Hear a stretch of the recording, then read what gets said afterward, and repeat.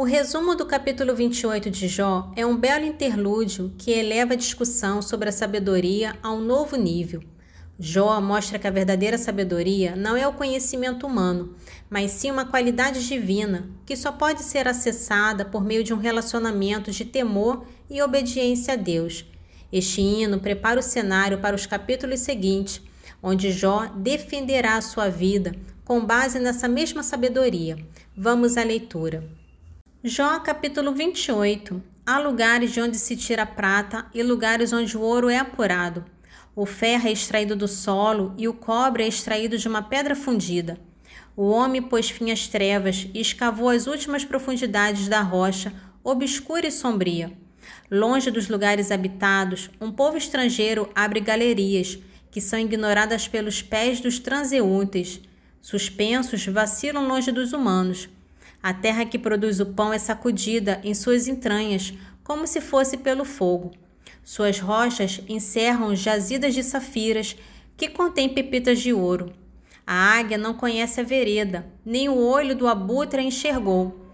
Os animais ferozes não a pisaram, nem o leão passou por ela. O homem põe a mão no sílex, derruba as montanhas pela base, abre galerias nos rochedos. O olhar atento pode ver nelas todos os tesouros. Explora as nascentes dos rios e põe a descoberto o que estava escondido. Mas a sabedoria onde se encontra? Onde está o lugar da inteligência? O homem ignora o caminho dela. Ninguém a encontra na terra dos vivos.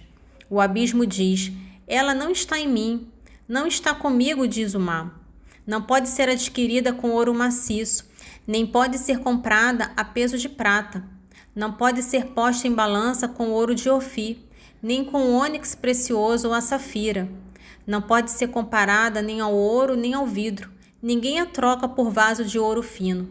Quanto ao coral e ao cristal, nem se fala. A sabedoria vale mais do que as pérolas. Não pode ser igualada ao topázio da Etiópia, nem pode ser equiparada ao mais puro ouro. De onde vem, pois, a sabedoria? Qual é o lugar da inteligência?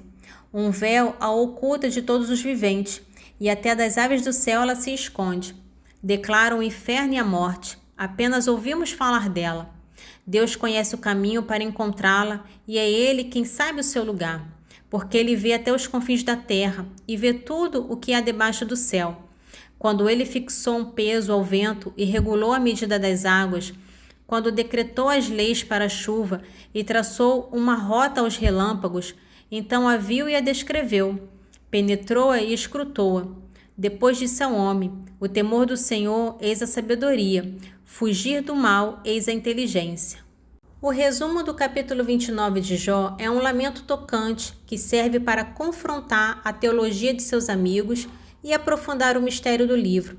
Ao descrever a vida perfeita que ele tinha, Jó prova que ele era um homem justo, desmentindo as acusações de seus amigos. O capítulo termina com a pergunta que paira sobre todo o livro: se ele era tão justo e abençoado, por que Deus permitiu que ele sofresse um destino que parecia reservado apenas para os ímpios? Jó capítulo 29. Jó continuou seu discurso nesses termos: quem me dera tornar-me tal como antes, como nos dias em que Deus me protegia, quando a sua lâmpada luzia sobre a minha cabeça e a sua luz me guiava nas trevas, tal como era nos dias de meu outono, quando Deus velava como um amigo sobre minha tenda, quando o Todo-Poderoso estava ainda comigo e os meus filhos em volta de mim, quando os meus pés se banhavam no creme e o rochedo em mim derramava ondas de azeite, quando saía para ir à porta da cidade e me assentava na praça pública. Viam-me os jovens e se escondiam, e os velhos levantavam-se e ficavam de pé. Os chefes interrompiam suas conversas e punham a mão sobre a boca. Calava-se a voz dos príncipes e sua língua se colava ao céu da boca. Quem me ouvia me felicitava. Quem me via dava testemunho de mim. Livrava o pobre que pedia socorro e o órfão que não tinha apoio. A bênção do moribundo vinha sobre mim e eu alegrava o coração da viúva. Revestia-me de justiça e equidade era para mim como uma roupa e um turbante. Eram os olhos do cego e os pés daquele que manca. Era o pai dos pobres e examinava a fundo a causa dos desconhecidos. Quebrava o queixo do perverso e arrancava-lhe a presa de entre os dentes. E dizia: Morrerei o meu ninho, e meus dias serão tão numerosos quanto os da fênix.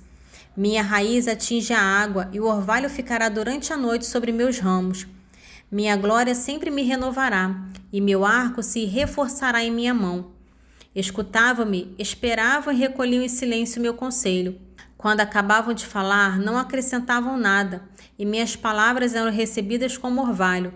Esperavam-me como se espera a chuva, e abriam a boca como se fosse para a chuva de primavera. Sorria para aqueles que perdiam coragem. Antes o meu ar benevolente deixava de estar abatidos. Quando ia ter com eles, tinha o primeiro lugar. Era importante como rei no meio de suas tropas, como consolador dos aflitos. O resumo do capítulo 30 de Jó é um dos mais comoventes e dolorosos do livro.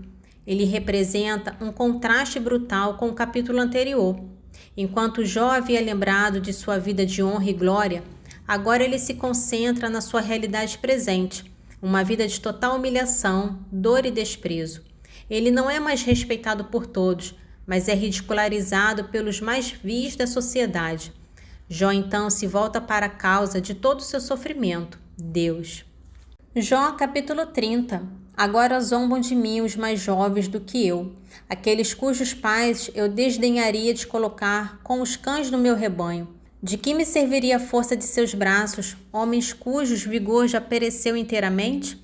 Reduzidos a nada pela miséria e pela fome, roem um solo árido e desolado. Colhem ervas e casca dos arbustos e por pão têm somente a raiz das giestas. São expulsos do povo e gritam, com eles como se fossem ladrões. Moram em barrancos medonhos, nas cavernas da terra e dos rochedos. Ouve-se seus gritos entre os arbustos e amontonham-se debaixo das urtigas. São filhos de infames e de gente sem nome, que são expulsos da terra. Agora, porém, sou o assunto de suas canções, tema de seus escárnios. Afastam-se de mim com horror e não receiam cuspir-me no rosto. Desamarraram a corda para humilhar-me, sacudiram de si todo o freio diante de mim. À minha direita levanta-se a raça deles. Tentam atrapalhar meus pés e abrem diante de mim o caminho da sua desgraça. Embaralham minha vereda para me perder e trabalham para minha ruína. Penetram como por uma grande brecha e irrompem entre escombros.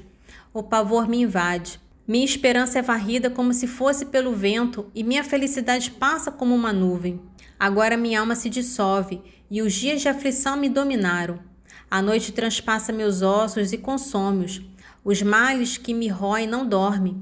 Com violência agarra minha veste e aparta-me como o colarinho de minha túnica. Deus jogou-me no lodo e eu me confundo com a poeira e a cinza. Clamo por ti e não me responde. Ponho-me diante de ti e não olhas para mim. Torna-te cruel para comigo e ataca-me com toda a força de tua mão. Tu me arrebatas e me fazes cavalgar o tufão, para me aniquilar na tempestade. Bem sei que me levarás à morte, ao lugar onde se encontram todos os viventes. Mas não é para aquele que cai que estendi a mão, quando na ruína pedia socorro? Não chorei com os oprimidos? Não teve minha alma piedade dos pobres? Esperava a felicidade e veio a desgraça. Esperava a luz e vieram as trevas. Minhas entranhas abraçam-se sem nenhum descanso. Assaltaram-me os dias de aflição. Caminho no luto sem sol. Levanto-me numa multidão de gritos. Tornei-me irmão dos chacais e companheiro dos avestruzes. Minha pele enegrece-se e cai, e meus ossos são consumidos pela febre. Minha cítara só dá acordes lúgubres, e minha flauta sons queixosos. Nesse trecho de Coríntios capítulo 14, é um guia prático para a boa ordem na igreja.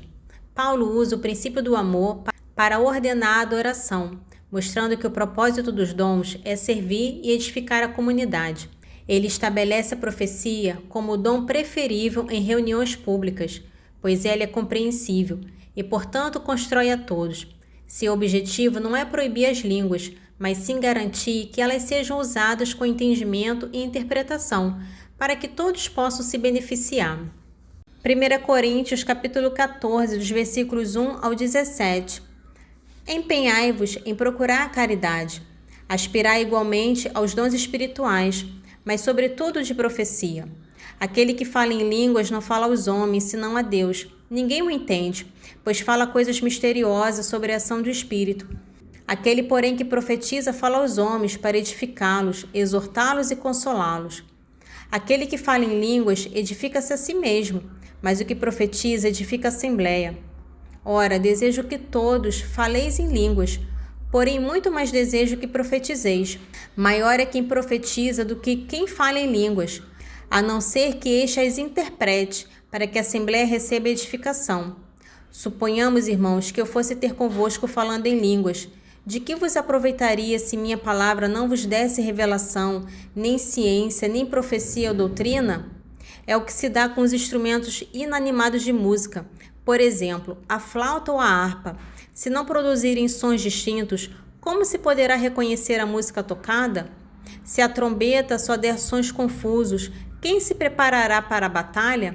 Assim também vós, se vossa língua só profere palavras ininteligíveis, como se compreenderá o que dizeis? Sereis como quem fala ao vento. Há no mundo grande quantidade de línguas, e todas são compreensíveis.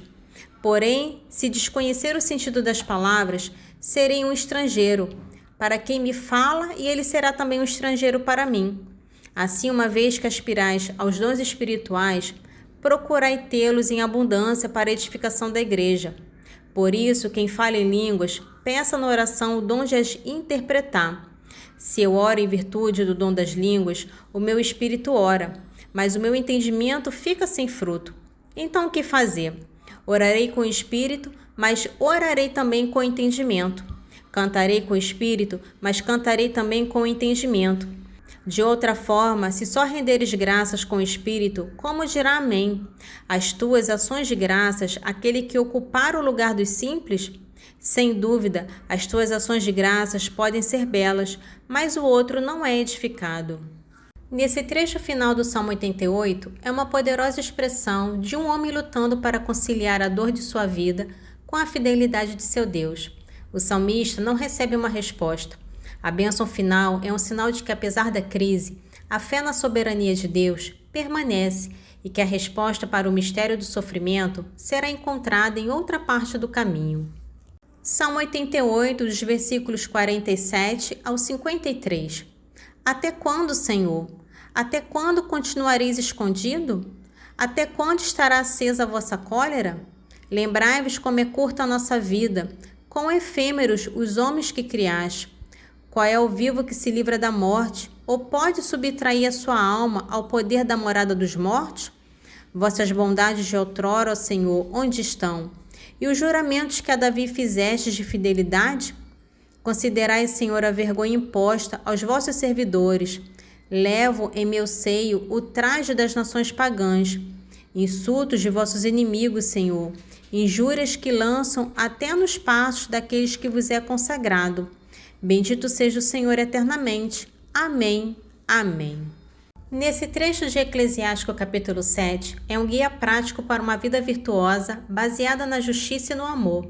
Bem será que nos ensina que a sabedoria é demonstrada na maneira como tratamos amigos, trabalhadores e, acima de tudo, a nossa própria família. Ele enfatiza que o cuidado, o respeito e a honra aos pais e filhos são a base de uma vida justa e abençoada. Eclesiástico capítulo 7, dos versículos 20 ao 27. Não pratiques o mal contra um amigo que demora em te pagar. Não desprezes por causa do outro um irmão bem-amado. Não te afastes da mulher sensata e virtuosa que te foi concedida no temor do Senhor, pois a graça de sua modéstia vale mais do que o ouro. Não maltrates um escravo que trabalha pontualmente, nem um operário que te é devotado. Que o escravo sensato te seja tão caro quanto a tua própria vida. Não o prives da liberdade, nem o abandones na indigência. Tens rebanhos? Cuida deles. Se te forem úteis, guarda-os em tua casa. Tens filhos? Educa-os e curva-os à obediência desde a infância. Tens filhas? Vela pela integridade de seus corpos. Não lhe mostres um rosto por demais jovial. Casa tua filha, e terás feito um grande negócio. Dá a um homem sensato. Glória ao Pai, ao Filho e ao Espírito Santo, assim como era no princípio, agora e sempre. Amém. Divino Espírito Santo, iluminai-nos, guiai-nos, dai-nos sabedoria e discernimento. Amém.